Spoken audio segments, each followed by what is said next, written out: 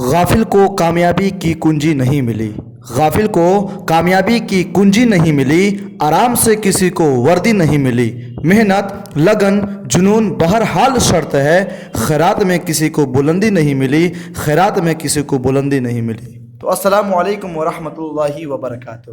ہمارے YouTube channel super Urdu classes میں پھر سے ایک نئے اور لیٹسٹ ویڈیو کے ساتھ آپ کا تہہ دل سے خیر مقدم اور استقبال ہے، اور امید ہے کہ آپ بخیر عافیت ہوں گے۔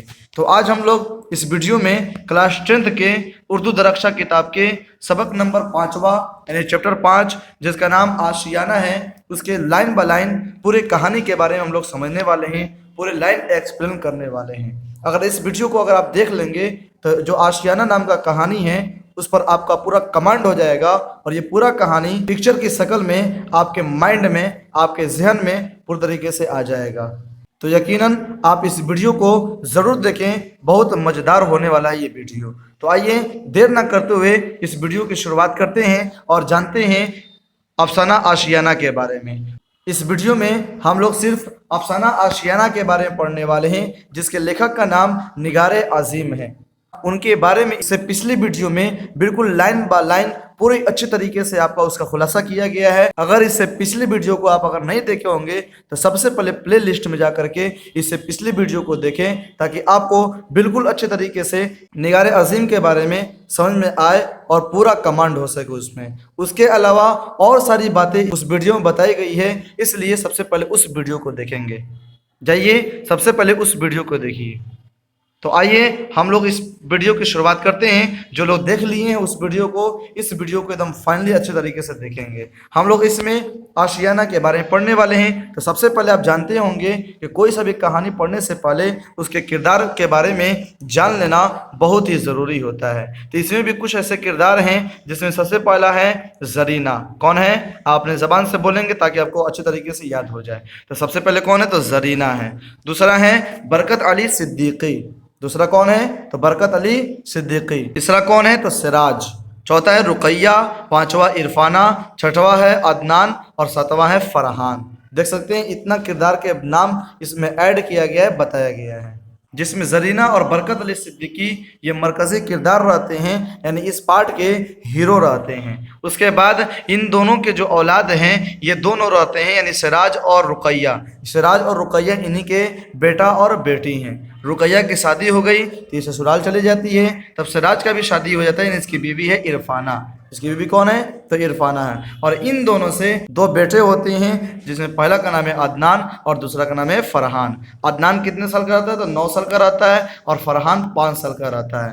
امید ہے کہ آپ کو یہ کردار بالکل اچھے طریقے سے سمجھ میں آیا ہوگا، ان کے پورے رشتے کے بارے میں سمجھ میں آئی ہوگی۔ تو چلیے ہم لوگ آگے پڑھتے ہیں، اس کہانی کو پورا لائن بائی لائن پڑھتے ہیں۔ لائن بائی لائن پڑھنے سے پہلے آپ کو بتا دیں کہ اس سے پچھلی ویڈیو میں ہم کچھ بتائے تھے املا وغیرہ کے بارے میں، کہ آپ لوگ کا کمنٹ خود تھا کہ ہم لوگ کیسے ہم لکھیں، لکھنا کیسے جانیں، کیسے ہم لکھ سکیں، املا وغیرہ کے بارے میں آپ لوگ کا فرمائش تھا۔ تو آج اسی ویڈیو ہم لوگ املا بولیں گے۔ تو سب سے پہلے جن کو لکھنے نہیں آتا ہے وہ تو لکھیں گے ہی، اور جن کو لکھنے آتا ہے وہ بھی لکھیں، تاکہ ان کا بھی املا مضبوط ہو، ٹائٹ ہو، اور جا کر کے ایگزام میں وہ بالکل آسانی طریقے سے لکھ سکیں۔ تو سب سے پہلے کاپی اور قلم نکالیں گے، کتاب کو پوری طریقے سے بند کر دیں گے، قلم نکالیں گے، کاپی نکالیں گے، اور قلم سے اس کو لکھیں گے۔ جلدی سے نکالیے، جلدی سے نکال لیے۔ چلیے اب لکھیے، جلدی فٹافٹ لکھیے۔ 1 سے 2 منٹ بولیں گے، اس کے بعد آپ کے موبائل اسکرین پر اس کا فوٹو بھیج دیں گے، آپ اس کو ملا لیجیے گا۔ لکھیے، حمد کے لغوی معنی خدا کی تعریف کے ہیں۔ ویڈیو کو روک روک کر کے آپ لکھ سکتے ہیں، آرام آرام سے لکھیے، کوئی دقت نہیں ہے۔ لکھیے، حمد کے لغوی معنی خدا کی تعریف کے ہیں۔ اردو شاعری میں دوسری اصناف کی طرح، اردو شاعری میں دوسری اصناف کی طرح حمد بھی ایک مقبول صنف ہے۔ ٹھیک ہے، آگے بولتے ہیں، جس میں خدائے رب العزت کی صفات بیان کی جاتی ہے۔ اردو کے تمام شاعروں نے اس صنف میں طبع آزمائی کی ہے۔ آرام سے لکھیے، اچھے سے لکھیے، کوئی دقت نہیں ہے۔ اردو کا شاید ہی کوئی ایسا شاعر ہوگا جس نے حمد نہ کہی ہو. ٹھیک ہے, آگے لکھیے. کوئی بھی کلام ہو اس کی شروعات حمد کے ساتھ ہی کی جاتی ہے, چونکہ خدا کے نام سے کسی کام کا آغاز کرنا متبرک سمجھا جاتا ہے. ہو گیا؟ امید ہے کہ آپ بالکل اچھے طریقے سے لکھے ہوں گے. تو موبائل اسکرین پر اس کا فوٹو دیکھ رہے ہوں گے, اس سے آپ اچھے طریقے سے ملا لیں گے. جو بھی آپ کا صحیح ہوگا اس کو صحیح کیجئے گا, اور جو بھی آپ کا غلط ہوگا اس غلطی کو آپ ٹھیک کیجئے گا اور اس کا ریویژن کریے گا. تو چلیے دیر نہ کرتے ہوئے اس ویڈیو کی شروعات کرتے ہیں. اسی طریقے سے ہر ایک ویڈیو میں املا لکھوایا جائے گا تاکہ آپ کا املا جتنا جلدی سدھر جائے اور آپ اس میں مضبوطی طریقے سے آپ اردو کی تیاری کر سکیں اور ٹاپر کا حقدار ہو سکیں. تو دیکھ سکتے ہیں اس میں ہے آشیانہ. املا لکھوایا گیا, کیسا آپ کا املا گیا کامنٹ باکس میں ضرور بتائیں گے. یہاں سے دیکھیں گے, اپنے بڑے بیٹے سراج اور بہو عرفانہ کے ساتھ رہتے ہوئے کئی برس بیت گئے تھے. اس میں جو مرکزی کردار دو ہیں, اب یہ بھی بتایا گیا ہے کہ دو مرکزی کردار ہیں, زرینہ اور برکت علی صدیقی.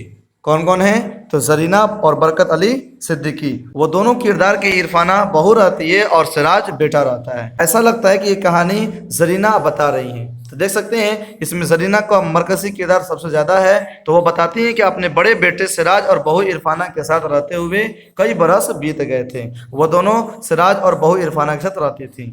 ہر طرح کا سکھ چین تھا.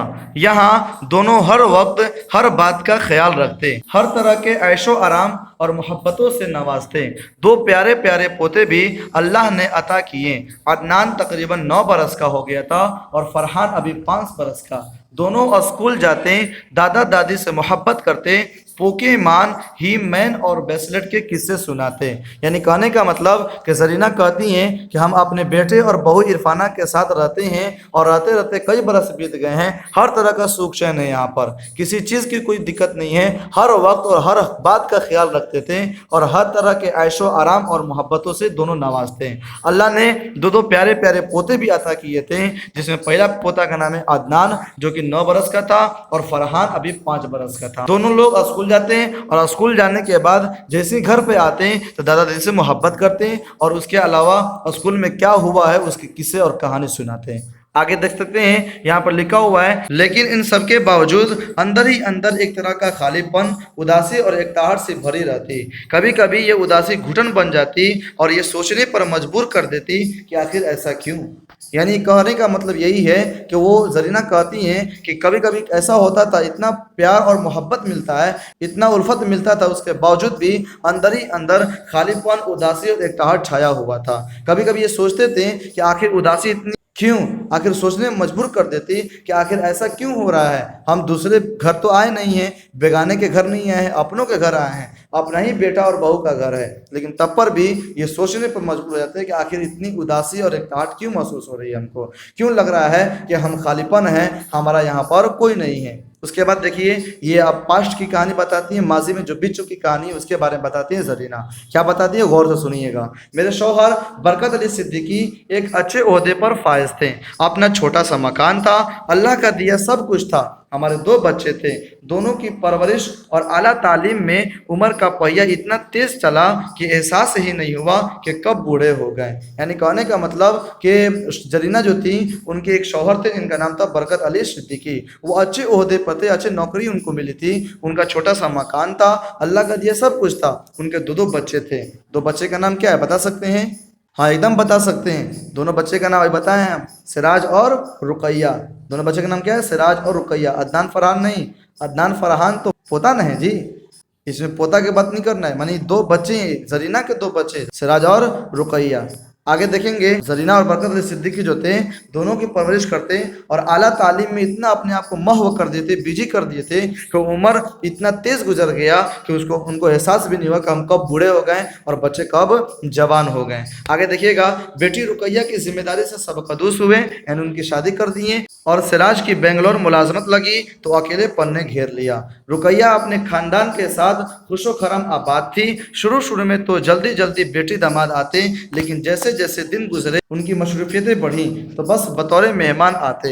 यानी कहने का मतलब कि जब रुकैया बड़ी हुई तो उसकी शादी कर दी गई और उसकी जिम्मेदारी से ये हट गए, आज़ाद हो गए। फिर सिराज की मुलाजमत लग गई, सिराज की नौकरी लग गई, कहाँ पे? तो बेंगलोर में। वो भी बेंगलोर चला गया। फिर दोनों बूढ़ा बुढ़िया अकेले रह गए घर में। कौन कौन? तो जरीना और बरकत अली सिद्दीकी। रुकैया जो थी अपने खानदान में जाकर के खुश और खरम थी, आबाद थी पूरी तरीके से। शुरू में जब शादी हुआ था तो वो जल्दी जल्दी बेटी और दामाद आते, लेकिन जैसे दिन कटता गया वैसे वैसे उनका आना जाना भी क्या हो गया? तो बंद हो गया। उनकी मसरूफियतें बढ़ी तो बस बतौर मेहमान आते नहीं, मेहमान के तौर पे आते थे। और फिर सिराज की शादी हुई और वो भी अपनी बीवी के साथ बेंगलोर आबाद हो गया। यानी कहने का मतलब कि सिराज की भी शादी हो गई और वो भी कहाँ चला गया?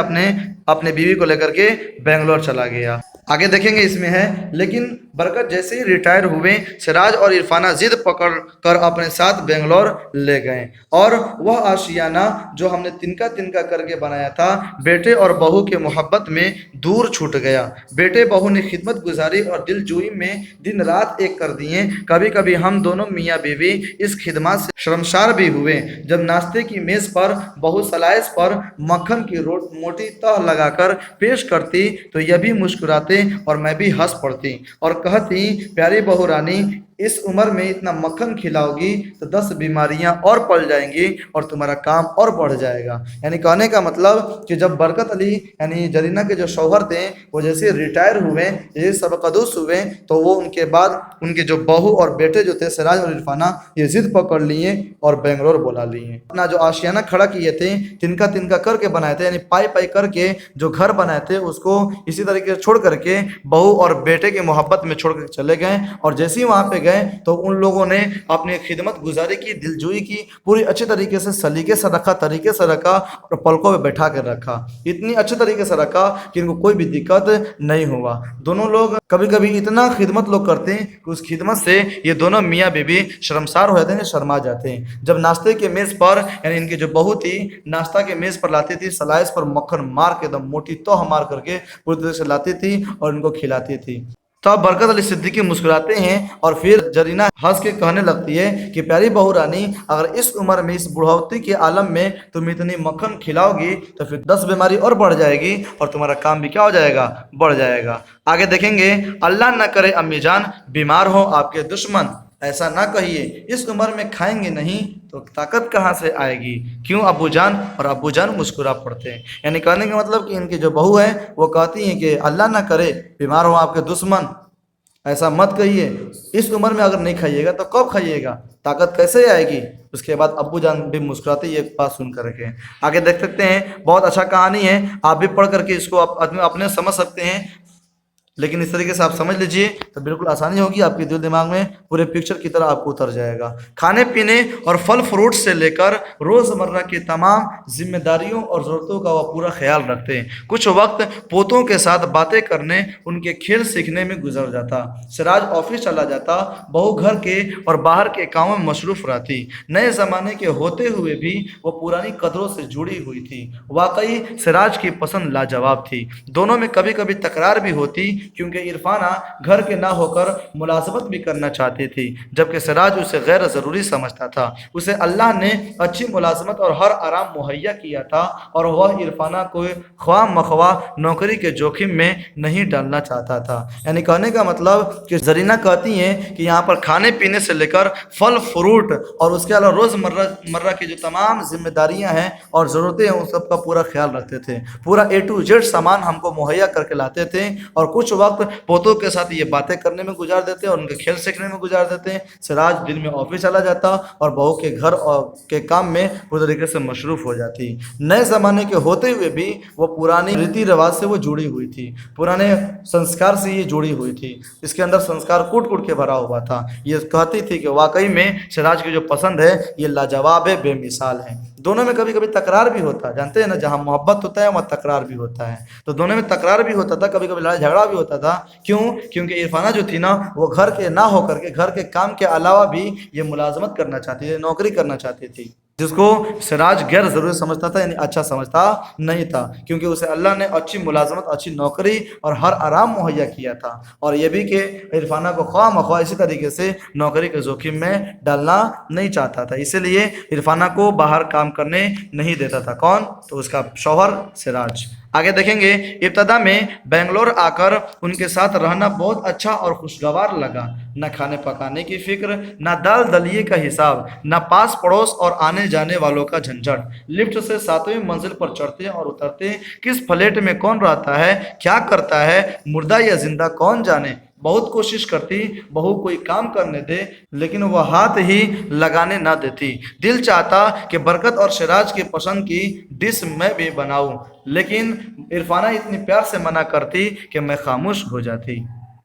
यानी कहने का मतलब कि जब शुरुआत था, इब्तदा इब्तदा मतलब शुरुआत में जब बेंगलोर आए थे तो बहुत अच्छा लगा था और खुशगवार लग रहा था, खुशी महसूस हो रही थी, क्योंकि खाने पकाने का फिक्र नहीं था, दाल दलिए को हिसाब नहीं देना था, आस पड़ोस में आने जाने का झंझट भी नहीं था। इसके अलावा लिफ्ट से 7वीं मंजिल पर पहुंचते थे। याद रखिएगा, सिराज किस मंजिल पर आता था? तो 7वीं मंजिल पर। कौन सा शहर में काम करता था? तो बेंगलोर में। याद रखिएगा, ये एग्जाम में पूछता है। तो लिफ्ट से 7वीं मंजिल पर चढ़ते थे और उतरते भी थे। किस फ्लैट में किस मंजिल पे कौन रहता है, कौन खा रहा है, कौन पी रहा है, कौन मुर्दा है, कौन जिंदा है, कुछ पता नहीं है। इसीलिए सब लोग अपने अपने अकेले रहते हैं, और शहर का मामूल भी रहता है, कोई कहीं भी जाए किसी से कोई मतलब नहीं रहता है। जरीना सोचती कि बरकत और सिराज यानी अपने शौहर और अपने बेटे के पसंद की मैं खाना बनाऊं, डिश बनाऊं, लेकिन इसको बनाने को नहीं मिलता। इरफाना इतनी प्यार से मना करती कि ये खामोश हो जाती। आगे देखेंगे, क्या अम्मी जान, सारी उम्र तो हो गई आपको काम करते पकाते खाते, बस अब आपके आराम के दिन हैं। सिराज बताते हैं आप बहुत काम करती थी, बहुत अच्छे खाने पकाती थी, लेकिन अब नहीं, अब मैं हूं ना, और मैं किचन से बाहर निकल आती। यानी कहने का मतलब कि वो प्यार से मना करती थी और कहती थी कि आप बहुत काम करती थी। सिराज बताते हैं लेकिन अब आपके आराम के दिन आ गए, आप बस आराम करिए, कोई चीज की टेंशन मत लीजिए, कोई चीज को मत सोचिए। आगे देख सकते हैं, सिराज भी इरफाना की जबान बोलने लगता, अम्मी आप आराम कीजिए, आप काम क्यों करती हैं, इरफाना को परेशानी होगी तो नौकर रख लेगी। ये सिराज कहता था कि आप आराम कीजिए, इरफाना अकेले सब कुछ कर लेगी, अगर परेशानी होगी तो नौकर रख लेगी, क्या दिक्कत है, कुछ भी कोई दिक्कत नहीं है। आगे देखिएगा, हालांकि सफाई सुथराई, बर्तन झाड़ू और कपड़े धोने के लिए दो दो आया लगी हुई थी, लेकिन इरफाना खाना हमेशा खुद ही पकाती, अच्छा और जायकादार पकाती। मुझे कई मरतबा एहसास हुआ कि दो दो मुलाजमाओं को पैसा जाता है। ये छोटे मोटे घर के काम तो मैं भी कर सकती हूँ, लेकिन सिराज और इरफाना ने इस तरह कभी नहीं सोचा कि मैं काम करूं। उन्हें तो मेरा आराम बेहद पसंद था। कभी किसी काम के लिए मुलाजमा को टोकती कि सब्जी ऐसे धो, फ्रिज में ऐसे रखो, कपड़े ऐसे फैलाओ, सफ़ेद कपड़ों के साथ रंगीन कपड़े ना धो, तो सिराज फौरन बोल पड़ता, अरे अम्मी ये दर्द सर आप क्यों मोल लेती हैं, इसके लिए तो आपकी बहू ही काफ़ी है, आप क्यों परेशान होती हैं, अब मैं क्या समझाऊं। यानी जरीना कहती हैं कि सफाई सुथराई के लिए और बर्तन झाड़ू और कपड़े धोने के लिए दो दो आया लगी थी, दो दो नौकरानी लगी थी, लेकिन इरफाना जो थी वह खाना खुद पकाती थी और अच्छा और जायकादार पकाती थी। कई बार जरीना कहती है, कई बार हमको महसूस भी हुआ कि दो दो मुलाजमाओं को ऐसे ही पैसा जाता है, दो दो नौकरानी को ऐसे ही पैसा जाता है, ये घर के छोटे मोटे काम तो मैं भी कर सकती हूँ। लेकिन सिराज और इरफाना ऐसे कभी नहीं सोचे थे, उनको आराम बेहद पसंद था। इसीलिए कभी कभी दिन पास करने के लिए, टाइम पास करने के लिए, कभी मुलाजमा को, नौकरानी को टोकती थी कि सब्जी ऐसे धो, फ्रिज में ऐसे रखो, कपड़े ऐसे फैलाओ, सफ़ेद कपड़े के साथ रंगीन कपड़े मत धो। तो फिर सिराज फौरन बोल देता कि अरे अम्मी इतना आप सब दर्द क्यों लेती हैं, इसके लिए आपकी बहू इरफाना ही काफ़ी है, आप जाइए, सिर्फ और सिर्फ आप आराम करिए। आप अब मैं क्या समझाऊं कि मैं परेशान नहीं हूँ, इस घर पर अपना हक समझती हूँ, ये मेरे बेटे और बहू का घर है, यह घर पराया नहीं है। सफाई सुथराई या घर के काम काज पर मैं नज़र नहीं रखूंगी तो कौन रखेगा, आखिर मैं घर की बड़ी हूँ, बहू और अभी से इतनी जिम्मेदारियाँ ठीक नहीं, लेकिन मैं ऐसा कुछ भी नहीं कहती, बस खामोश हो जाती। समझ रहे हैं बात? आगे देखिएगा, ये भी भलाई सोचती थी और वो लोग भी भलाई सोचते थे, और ये काम नहीं कर पाती थी क्योंकि वो लोग काम करने नहीं देते थे, क्योंकि सर सिर्फ और सिर्फ उनको आराम पसंद था कि बस आराम करें। اور ان کو بس کام پسند تھا، کیا کیا جا سکتا ہے۔ دراصل عرفانہ اپنے گھر کے نظام اور حقوق میں کسی دخل اندازی کی کوئی گنجائش ہی نہیں چھوڑی تھی۔ میں شکایت کرتی بھی تو کس بات کی، ان دونوں نے بڑی عزت، محبت اور احترام کے ساتھ مہمانوں کی طرح اپنے گھر میں اور دل میں جگہ دی تھی۔ جب کبھی دونوں میں ناراضگی یا کھٹپٹ ہوتی تو موقع دیکھ کر سراج سے کہتی، بہو اگر ملازمت کرنا چاہتی ہے تو کرنے دو، پڑھی لکھی ہے، آج کل سب لڑکیاں کرتی ہیں، اور پھر میں ہوں نا، گھر کے تمام ذمہ داریاں میں سنبھال لوں گی، خالی ہی تو بیٹھی رہتی ہوں، یہاں مجھے کوئی کام ہی نہیں، پھر دو دو آیا پہ لگی ہوئی ہیں۔ یعنی کہنے کا مطلب کہ جو عرفانہ تھی اتنے اچھے طریقے سے اپنے گھر کا نظام سنبھالی ہوئی تھی کہ اس میں کوئی چیز کا گنجائش ہی نہیں تھا، کوئی چیز کا کمی نہیں تھا۔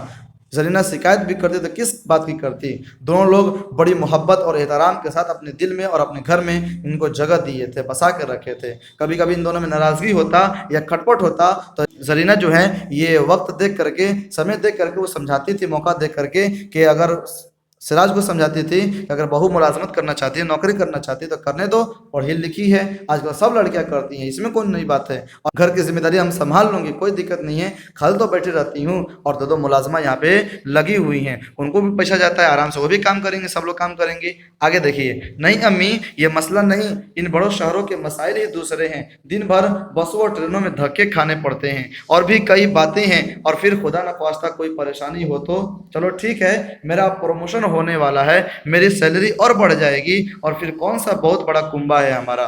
سراج کے دلائل سن کر میں خاموش ہو جاتی اور بہو بھی بول پڑتی، امی آپ فکر نہ کیجیے، ان کے عقل میں میری بات آئے گی ہی نہیں۔ سراج اپنا منع کرتا کہ شہر کے جو مسائل ہوتے ہیں وہ بہت کھچڑ قسم کے ہوتے ہیں، دن بھر بس اور ٹرین میں دھکے کھانے پڑتے ہیں، اور کئی بہت ساری باتیں ہوتی ہے یہ، اور خدا نخواستہ کوئی پریشانی ہو جائے تو پھر کیا ہو سکتا ہے، اللہ نہ کرے کہ ایسا پریشانی ہو سکے۔ اس کے بعد یہ خود کہتے ہیں کہ اچھا چلو ٹھیک ہے، اب میرا پروموشن ہونے والا ہے، میری سیلری بڑھ جائے گی، اور کون سا بڑا ہمارا گھر ہے، یہ بڑا کنبہ ہے، کوئی بڑا کنبہ نہیں ہے۔ اس کے بعد ان کی باتیں سن کر کے زرینہ خاموش ہو جاتی، اور اس کے بعد پھر بہو بول دیتی، یعنی عرفانہ بول دیتی کہ امی آپ فکر نہ کیجیے، ان کے عقل میں بھوسا بھرا ہوا ہے، میری بات ایبے نہیں کرے گی۔ آگے دیکھیے گا، دن تو یوں بہت آرام سے گزر رہے تھے، لیکن دل کی نैاں ڈولتی رہتی۔ برکت بھی بیٹے کے یہاں بظاہر خوش اور مطمئن نظر آئیں، لیکن ان کی بے چینی میرے نظروں سے پوشیدہ نہ تھی۔ میں برکت کی مزاج کو بہت اچھی طرح جانتی تھی، لیکن ایک انجانا سا خوف مجھے ان کے دل کے تاروں کو چھیڑنے سے روکے رہتا۔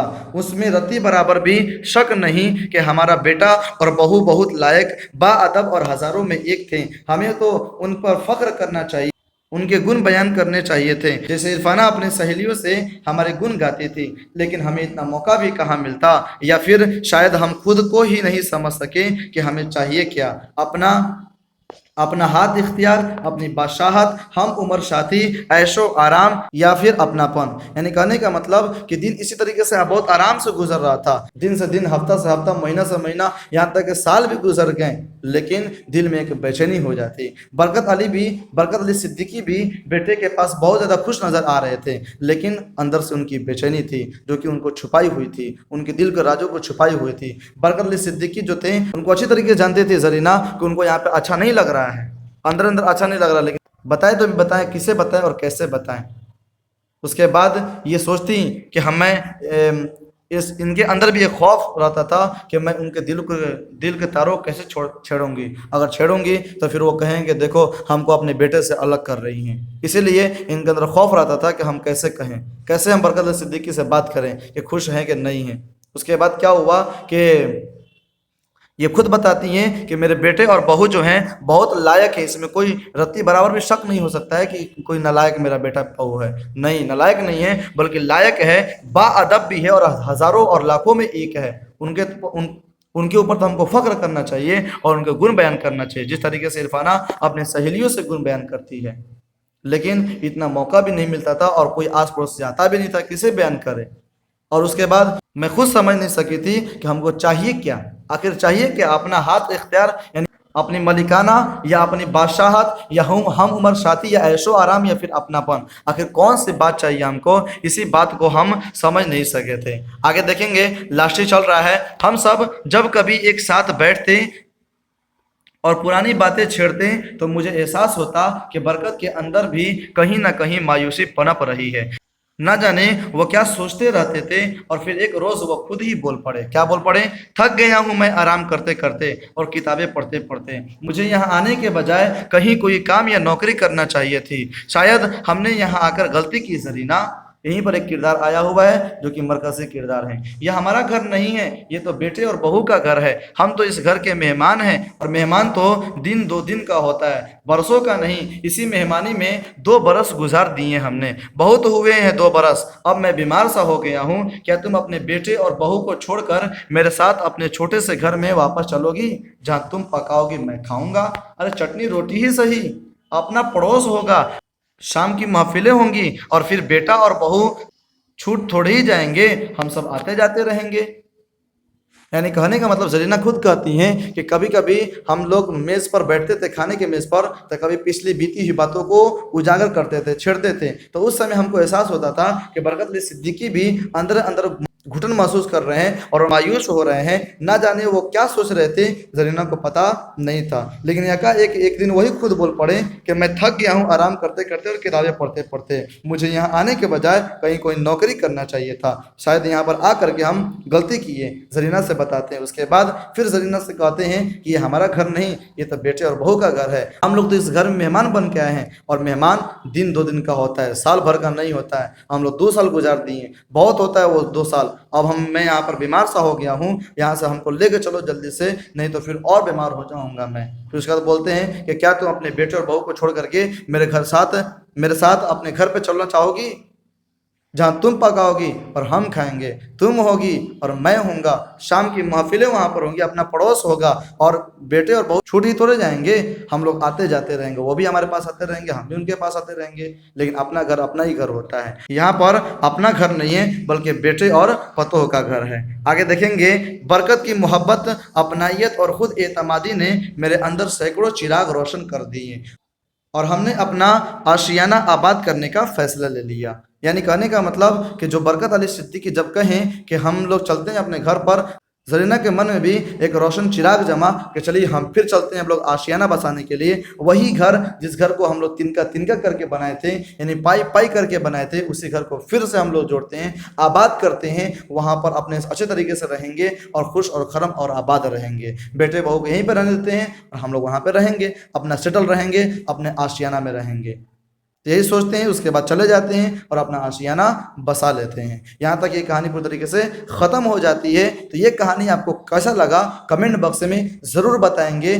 اگر آپ اپنے دوستوں کے پاس شیئر نہیں کیے ہیں، اس ویڈیو کو ضرور سے ضرور شیئر کر دیں گے تاکہ وہ بھی ہمارے چینل کے ذریعے سے اپنے بورڈ میٹرک کی تیاری کر سکیں۔ سبسکرائب کریے یا نہ کریے، لیکن دوستوں کے ساتھ ضرور سے ضرور شیئر کریے تاکہ آپ کو یہ اس سے فائدہ بھی مل سکے۔ جب آپ کو فائدہ ملا ہے تو اپنے دوستوں کو بھی فائدہ دیجیے تاکہ فائدہ دینا یہ بھی ثواب کام ہے، باعث ثواب ہے، ثواب کمائیے اور اچھے طریقے سے ٹاپر بنیے۔ تو آج اتنا ہی رہنے دیتے ہیں، پھر ہم لوگ اگلے کلاس میں ملیں گے، اگلے ویڈیو ملیں گے، اس کے نوٹس کے ساتھ، اس کے فیئر کے ساتھ اچھے طریقے سے ملیں گے۔ تب تک اپنا خیال رکھیں، خدا حافظ۔